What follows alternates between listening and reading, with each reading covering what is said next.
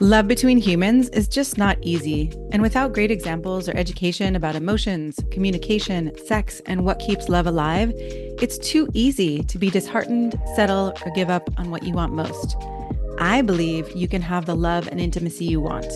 And having coached thousands of people on their love lives for over 20 years, I know what love can be for you.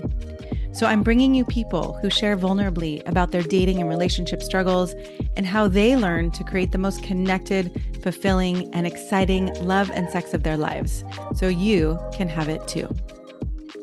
If you haven't yet taken the quiz to see what keeps you from having the best love and sex of your life, go to shanajamescoaching.com/quiz. You'll get a personalized report of your strengths and challenges in the 5 crucial areas that lead to your most fulfilling and exciting love and sex life. Go to shanajamescoaching.com/quiz to find out. Welcome to Practicing Love. I'm your host, Shana James, and I am thrilled to be here today with an amazing woman who's the founder of Ecstatic Intimacy.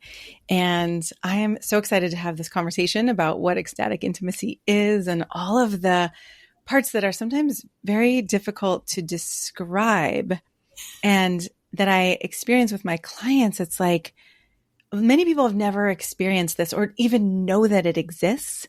So welcome, Joanna Shakti. Thank you so much for being here.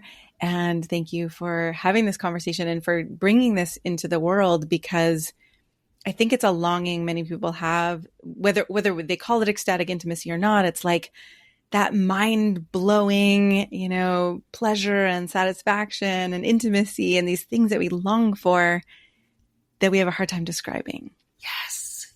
Thank you. Thank you, Shana, for this space and the show that you hold so that we can have conversations like this. So thank you. I'm super excited to spend time with you. Thank you. Can you tell us a little bit about what is ecstatic intimacy to you, and what, as the founder of Ecstatic Intimacy, what do you actually do? Yeah. So interestingly, I'm going to take us from ecstatic intimacy to ecstatic ecstasy. Ooh, okay. I love it. And so really the journey that I walk with people has these 3 phases, and ultimately we're headed towards what I call ecstatic ecstasy. And that's a bit of what you just described. We'll describe ecstatic intimacy, but let's do it in the context of where are we headed? Why does it matter? And when you were doing the introduction and talking about the mind-blowing experiences, another word that I use is, and I think people get confused, this idea that it has to be mind-blowing. Yeah. Because sometimes it is the take your breath away moment. Yeah. It is the awe. Yeah. It is the wonder. It is the indescribable experience that sometimes is perfectly still. It's not blowing the doors off in a visible kind of way. Mm-hmm. But it's blowing the doors off of what we thought was possible, where we thought we could go, what we thought we could experience. It reminds me, and maybe this is what you're going to distinguish between intimacy and ecstasy, because I think ecstasy, can have this mind-blowing, or it can be quiet. And that intimacy of actually being known and understood and felt and attuned to and, appreciated, approved of, all of those things. Yes. So fully seen. Yeah. So fully taken in. Yeah. That when someone really sees us, when we feel so gotten, is there anything better for our soul? When it feels like I don't either. Yeah. And it's that. So I love to say the 3rd phase is about life, love, and lovemaking. And even recently I've been saying leadership, because we're all influencers. Yes, for sure. Whoever we're leading, whether it's a family or a business or anything in between, but how we're spending our time, it truly takes our breath away. Yeah. Who we're being, how we're relating, how we're contributing, how we're making love, and that it is through the relational dynamics that we get to that ecstatic ecstasy. So if life, love, and lovemaking that takes our breath away is where we want to go, it's what we're hungry for, as you were describing again. It's like, whether we can name it, we know those moments. We know the feeling of it. Yes. And even if we've only had a few, like what I'm committed to with the people that I work with is not just a life with a few breathtaking moments, but a Yeah. breathtaking life. I love But that. we had those touches like Yeah. that, or we're in a relationship, or we're in an experience, and we know there's more. Yeah. We can't name it.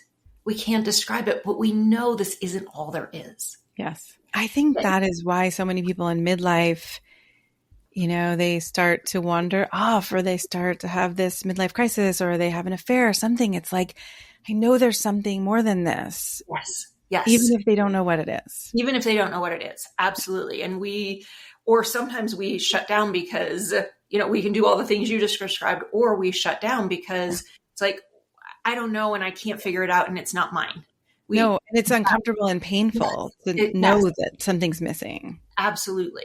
Yeah. So however people deal with it or don't, acknowledge it or don't, it's still alive in us. And the more, how do I want to say it? The more that we are aware of our souls, not necessarily in touch with, not necessarily attuned to, but we all have the soul expression. We all have our greatest ecstasy. And so another way that I describe ecstatic ecstasy is we're living as our soul. We're living as who we are uniquely. And when we are living in alignment with that, everything takes our breath away. It's like, how did that happen? And how does this, and so it's that fullness of expression. Yeah.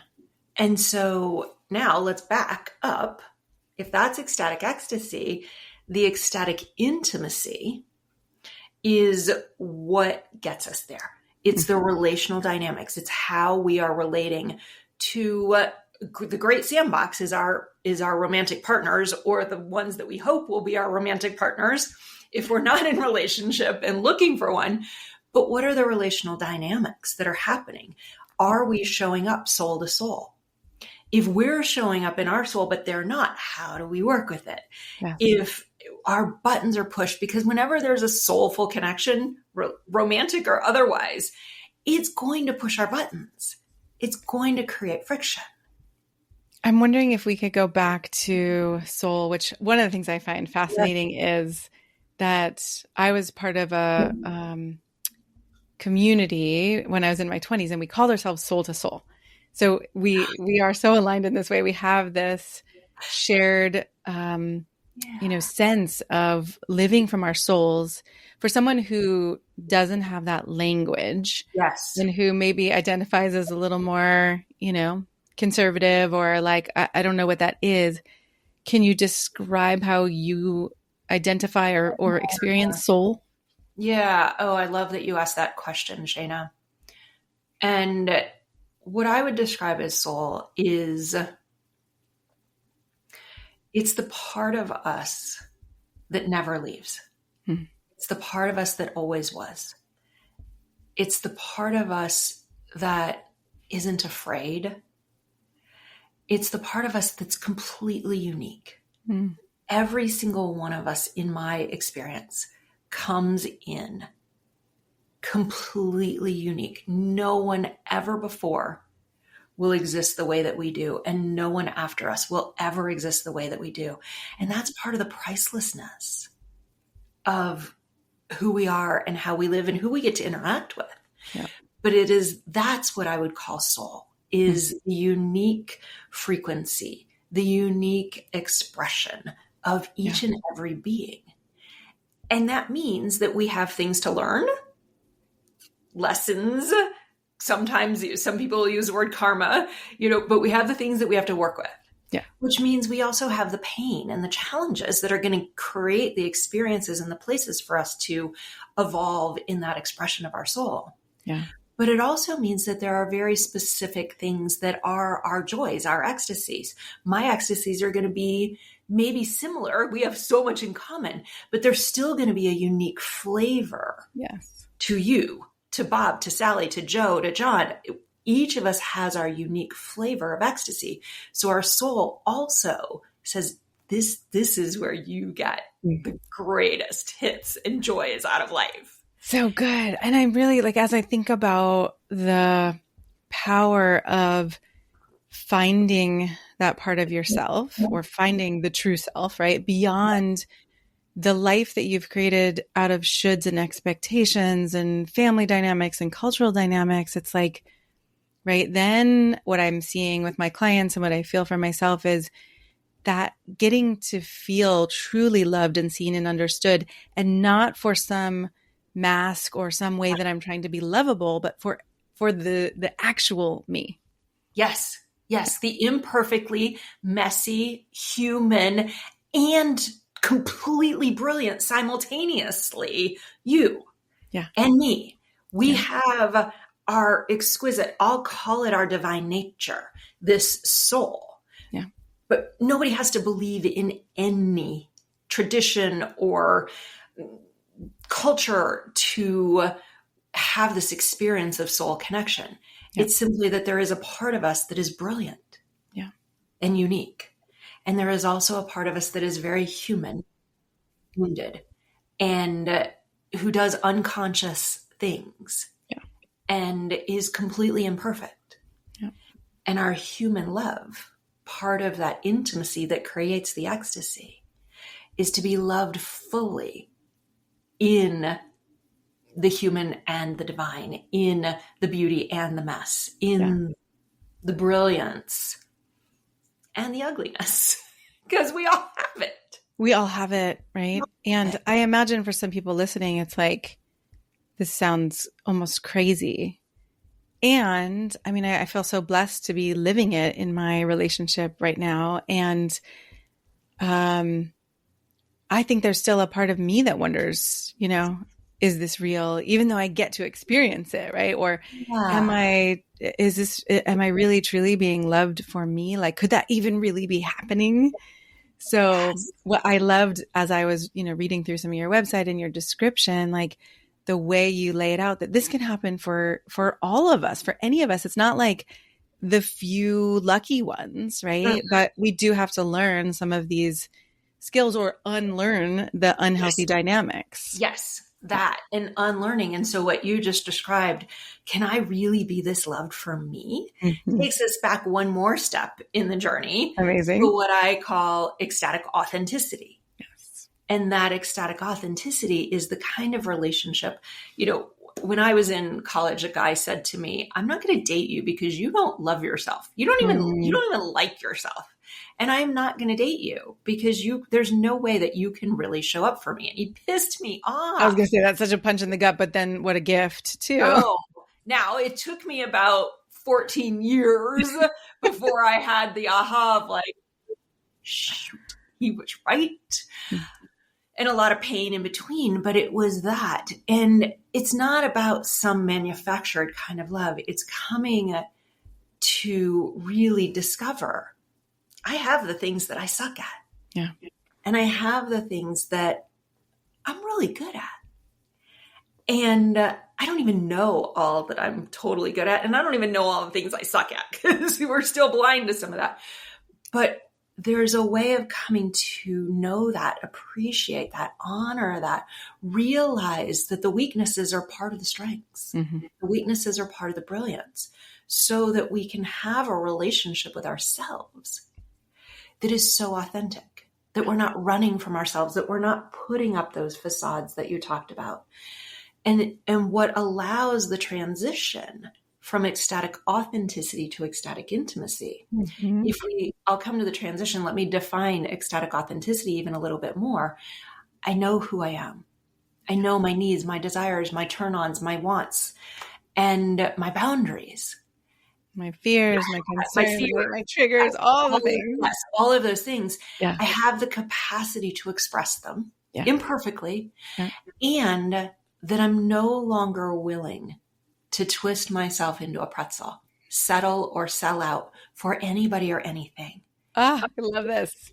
Because I'm too precious in all my imperfection. And that's true. I'm saying it in the I statement, but it's everybody. Yeah. You are too precious not to honor. But that's not how we're conditioned. We are taught, be this way, you should do this. If you do that, you're bad. You should be ashamed of yourself. Good boys do this. Good girls do this. Good people do this.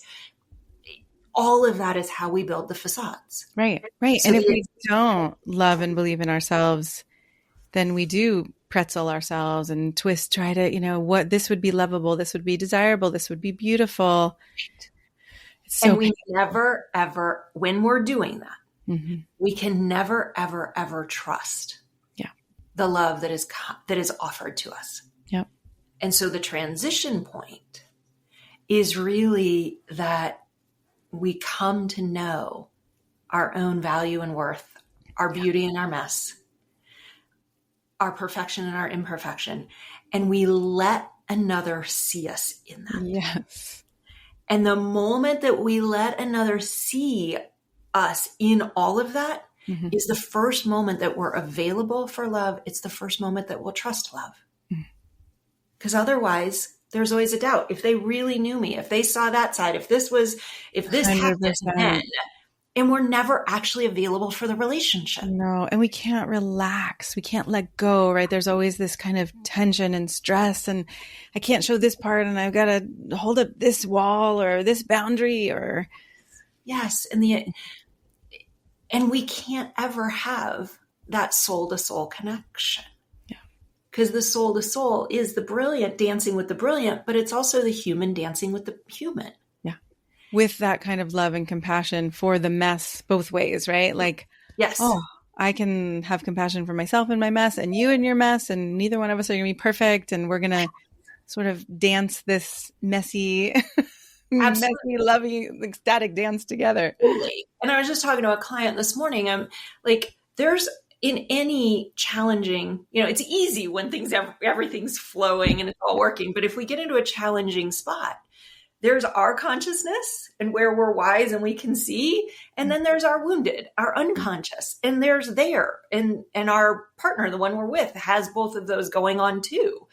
And how it's actually not super easy, in my experience, to learn how to hold our wounded part, hold their wounded part, express our conscious part and believe that it's actually conscious, and then to trust their conscious part. Like, it's quite masterful. Yes, it is actually a bit of mastery, but it's not as hard.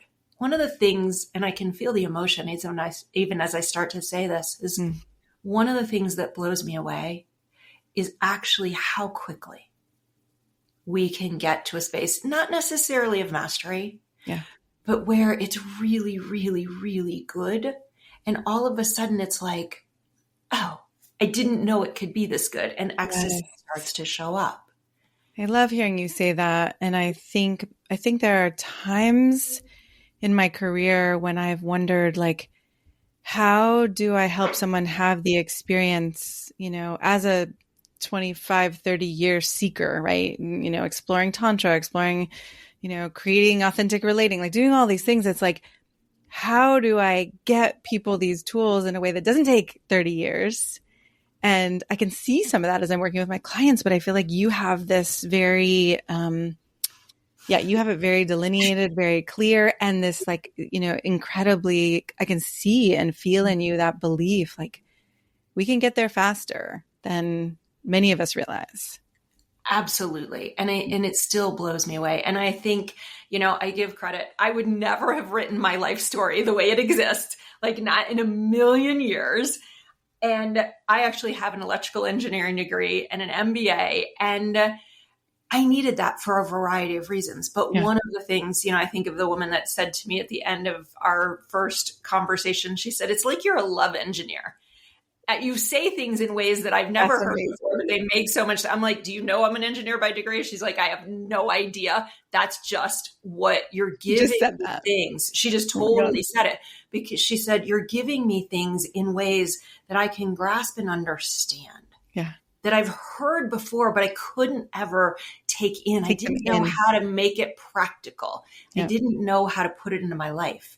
And that's the thing I love on our group calls, when somebody comes back and they go, this shit works. Because they went in and they're like, I don't think this is going to work. And why this doesn't make sense to my mind. And then they're like, whoa, look at what happened.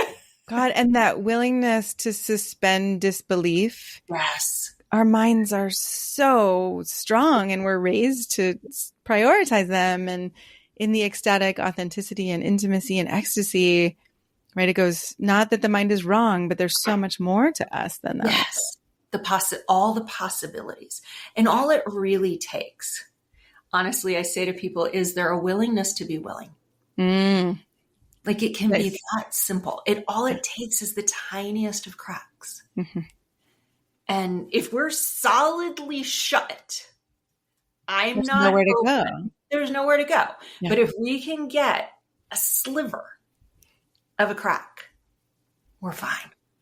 I remember my current partner a bunch of years ago when we first met, and I was like, I'd love to try this exercise. It was, kind of authentic relating touch exercise. And he was like, okay, like, it sounds a little odd, but I'm willing to, like, if you want it and you value it. And I was like, oh, that is a really good sign, right? To have someone who is willing to discover. And even we've both determined this about each other. We're both willing to take whatever experience it is and find something that we can learn, or some way we can grow, or some way that we can be more connected, right? And that soul to soul that you talk about, I can hear that. It's like we can be in this together, whether it's the mess or the ecstasy.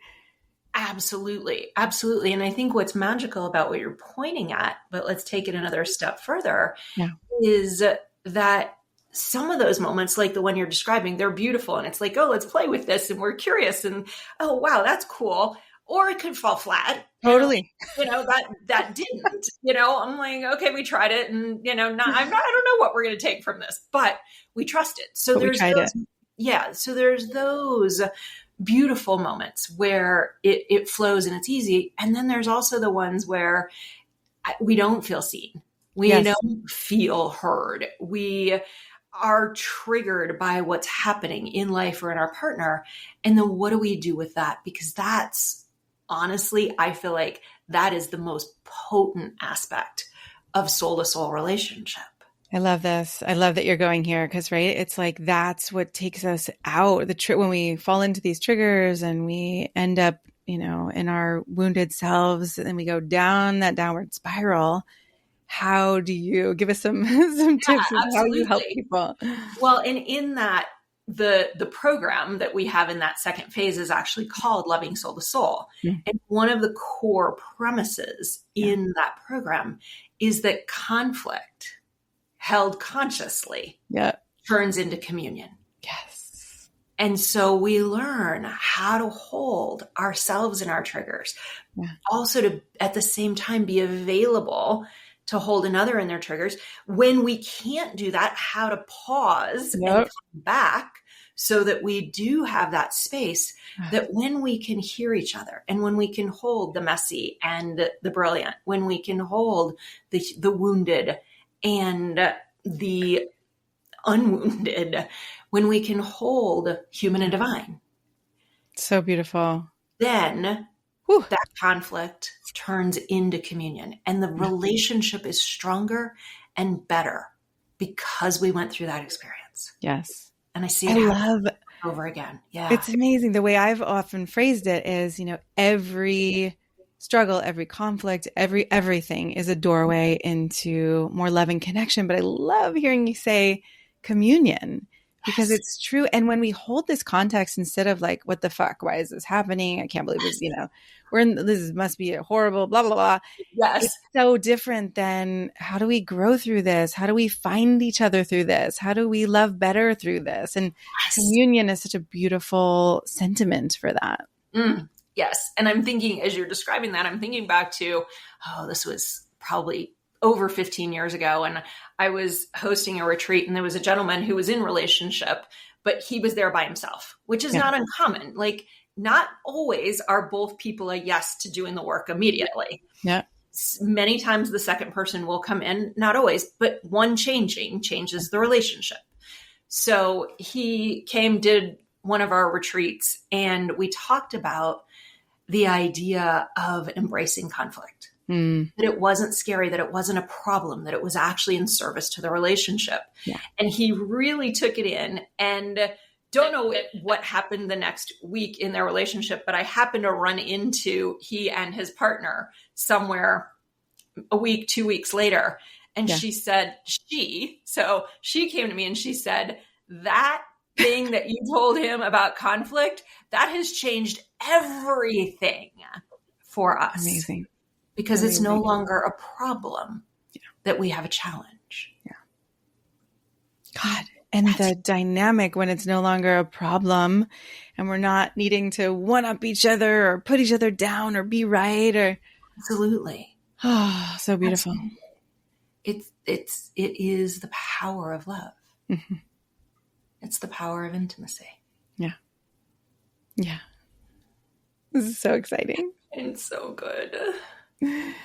So, okay, for someone who's listening, who's thinking, all right, I'm starting to understand there's authenticity, there's intimacy, there's ecstasy, and that each of those can be ecstatic or each of those can be a kind of soul experience. Mm-hmm. Breathtaking. Yeah, breathtaking. Yes. From life to lovemaking. What else, in this, we're doing a taster version, obviously. We could talk about this for eons, which I hope we do.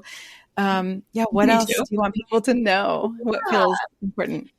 So there's another aspect that is underneath what we've been talking about, but what I'll call the sacred, the conscious, the divine masculine and feminine that are living underneath these different aspects. And every human being, doesn't matter our gender, doesn't matter who we're attracted to, doesn't matter the form of our relationship, we all have masculine and feminine energy within us. Yeah. And those opposite energies are the attractive forces that bring us together, or they can be the repelling forces that push us apart. Mm-hmm. If we bring the opposite energies, just like magnets, they come together and they stick. Yeah. If we flip one of those magnets, as we used to play with them as kids, they want to get away. Like, how fast will they flip? Yeah. And so the reason I bring this in is that there's so much conditioning in our world. There's so much expectation. There's so much judgment that has tried to shame the feminine and tried to shame the masculine. And when that happens, it causes, in this loving soul to soul phase, we have to look at it in the ecstatic authenticity phase.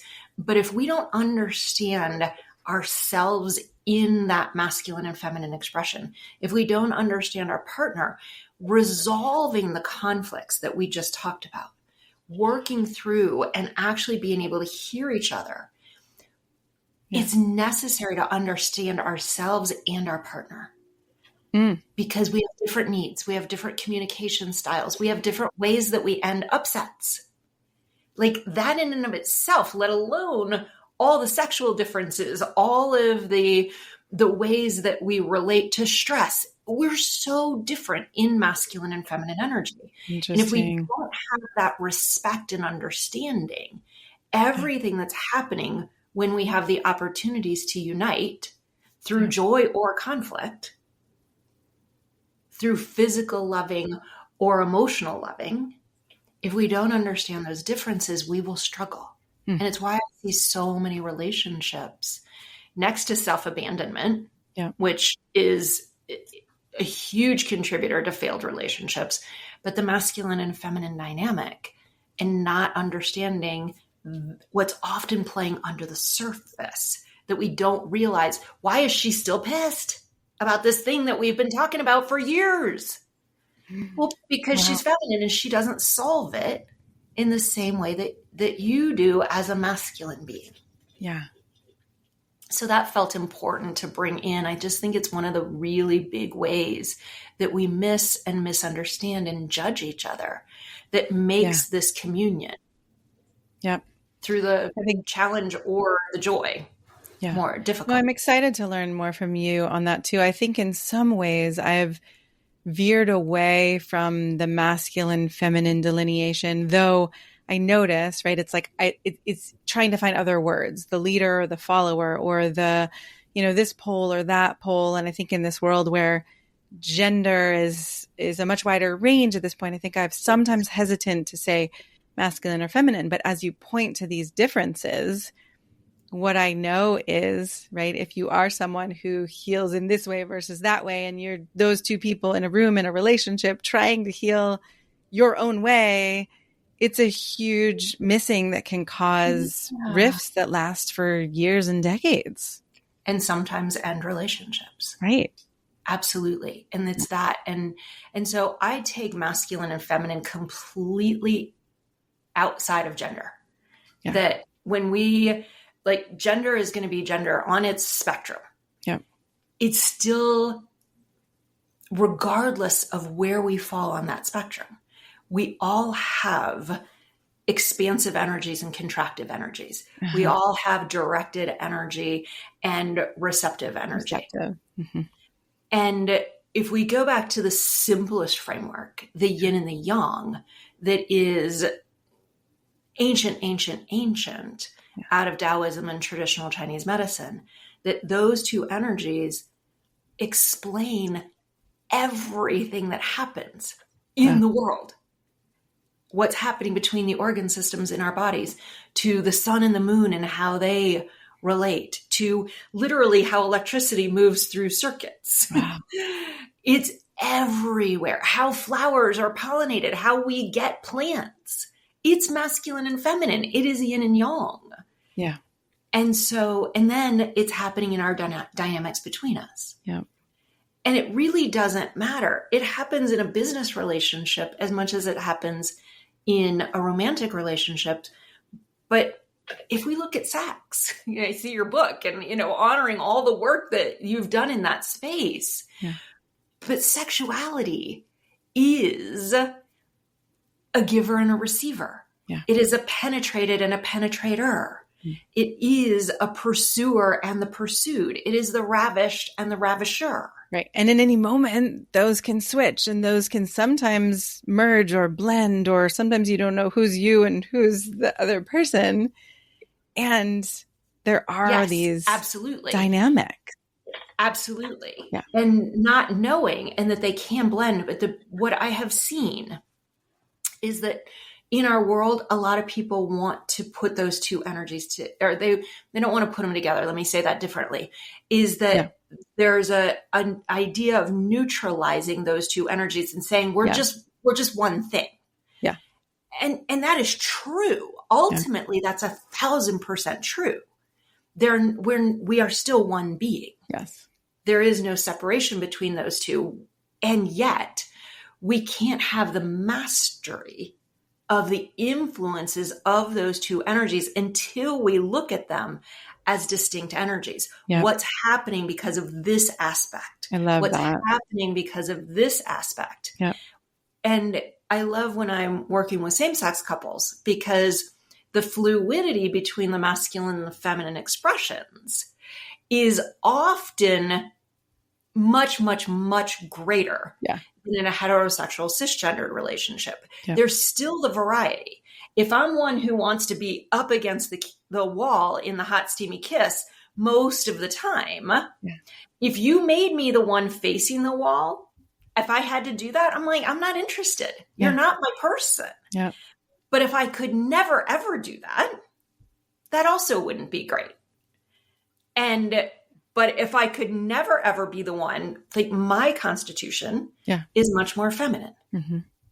And so if I always had to be the one facing the wall, or the majority of the one time facing the wall, I'm not interested. The penetrator or the taker, the ravisher. That would not work for you. That would not work for me if that was consistent. Yeah. Once in a while, it's hot. Yes. Once in a while, it's hot. But my constitution wants to be against the wall. So if you're making me face the wall, my desire isn't going to be not going to be there. No, I had a relationship end for that reason. And it was so fascinating because we were very supportive of each other. It was not a long relationship, but there was this recognition where it was like, oh my God, we both want to be more receptive. We both want to be more surrendered. We both, right? And it ended up being this way where, like, we couldn't find our way together, and we set each other free, and it was beautiful. But it was, I loved that we were able to talk about that and discover. And so it wasn't like anybody was wrong or right. It was just, our combination here doesn't bring joy to either one of us. It doesn't ignite. It doesn't spark. Yeah. And one of the things that is really, I find really important for a lot of people right now is that doing exactly what you just described, and then looking at, am I living the authentic expression of myself? Go back to the electrical engineer 25 years ago in Houston, Texas, with the good old boys in the 90s in the in the oil and gas industry. I was not feminine, but it was a persona. Yes. It was what I thought I had to do to succeed, to be successful, to be respected, to be promoted. And so I would complain, where are all the strong men? But they couldn't be as strong. I was standing around trying to outman the masculine beings that I was attracted to. Yeah. And so I was neutralizing everything. Which is so interesting too, to realize like there is a way we can be powerful as women and powerful in our feminine and our masculine can be powerful. Yes. And sometimes, like you said, sometimes it's this intense power and sometimes it's a quiet power, same as the ecstasy, right? It can be mind blowing or it can be that deep awe and wonder. Such a range. Huge range. And we actually go in one of our retreats, we go into really pulling apart power. Yeah. And looking at what is the true expression of feminine power. I love that. When we pull it apart, we go, oh yeah, that moves me. Oh yeah, that influences me. But I never thought about it that way. Yeah. And so this is the awareness because the masculine's been judged for being too masculine. Oh yeah. The feminine's been judged for being too feminine. When feminine shows up in masculine beings, they're judged for being too feminine. The amount of judgment around all of this is honestly excruciatingly painful, because it has said completely the opposite of ecstatic authenticity. Yes. Be what a modern day woman is, be what a modern day man is, be, everything. And in order to be everything, we have to abandon who we are. Yeah. So I don't care whether it's giving the lesbian woman that walked into one of the retreats and said, whoa, I now have permission to be myself, but it doesn't look like the form that I'm in. Yeah. Or the man that says, whoa, I buried my masculine energy because I didn't want to be that guy, and you're giving me permission to be myself. Or the strong, independent woman that says, I'm so exhausted, I wish somebody had my back. Yeah. And I imagine vice versa too. I imagine there are men who find, oh my gosh, I have some parts of me that have a feminine constitution, and I just too embarrassed to ever talk about it or ever admit that. 1,000%. Yeah. That's where I said where I was talking about, thank you for saying that, because I meant to emphasize it and it probably didn't come through as much. Yeah. Like the shaming of the feminine aspects. Even someone that's predominantly masculine, they have their feminine aspects, they have their emotions, they have their sensitivities, and the amount of shaming that happens of that, again, is excruciating. Yeah, it's horrible. I mean, I've worked with so many men who have been shamed and blamed and called too sensitive and weak, and not like women who've left them because they've cried or felt moved, or there's so much that happens both ways, always, between people and genders, and it's heartbreaking. It's heartbreaking. And yet the possibility to reframe all of this. Yes. Right. And you bringing people back together, soul to soul, and getting to embrace these different aspects of, the parts of us. Yes, absolutely. And I want to be careful, just because of the way we've talked, that not all men are predominantly masculine. Not all women are predominantly feminine. Yeah. It is common. It's actually, in my experience, after 20 years, the majority. But sometimes it's reversed, and sometimes it's neutral. And it doesn't actually matter what it is, except that you know what it is, and you finally give yourself permission to live that. Hallelujah. That is what. And then relationships can do all kinds of amazing things. Yeah. Yep. I have a gay man that I'm working with right now. It's beautiful watching him claim aspects of himself that he hasn't allowed himself to claim. Yeah. And I'm just thinking about, the people I know who don't fit on either end of the gender spectrum, and how it's blown my mind to realize with my friends, clients, whatever, like, oh my God, in some ways you don't have the expectation of who you should be. And so there is an easier discovery. And I don't know if easier, some things are much, much harder. And other things, it's like you weren't conditioned to think that you're supposed to be this way. So there is some more freedom that can show up there. Yes. Yes. It's interesting for people that are more neutral. Yeah.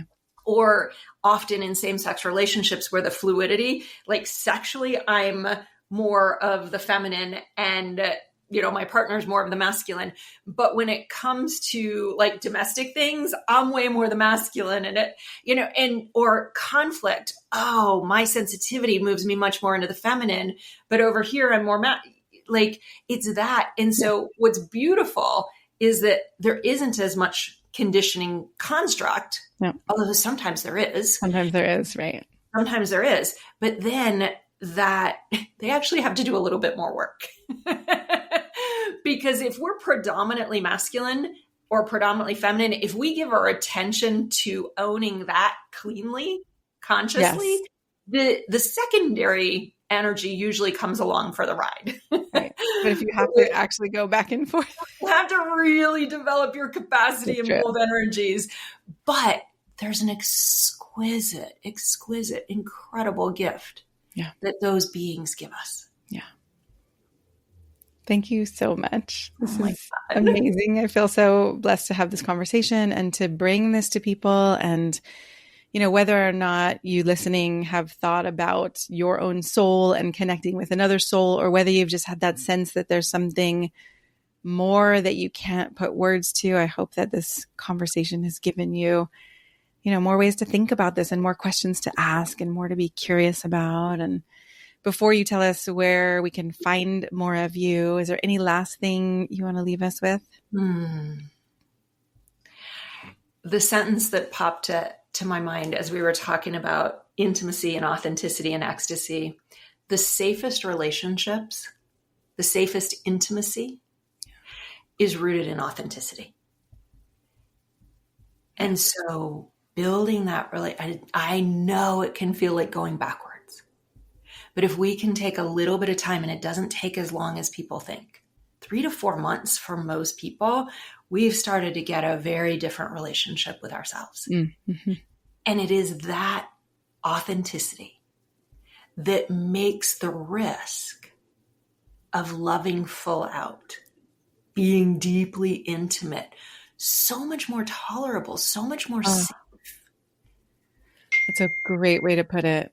Yeah. Right. Because when you do have that relationship with yourself and you are living aligned, unwilling to settle, unwilling to pretzel yourself, right, then it's so much easier to walk away from something that doesn't open you to more love, or that isn't a fit. Absolutely. Absolutely. Yeah. And it still may be, I'm bummed. I was really attracted to that person, but I'm okay. And I know that this isn't for my highest or their highest. Or their highest. Absolutely. When we can be authentic, it saves so much heartbreak. Yeah. So much heartbreak. Thank you. Yeah. Thank you. Where can people find you and your beautiful work? Absolutely. Ecstaticintimacy.com. And you'll find all kinds of supporting materials, from tons of articles to resources and events. And so there's, ecstaticintimacy.com.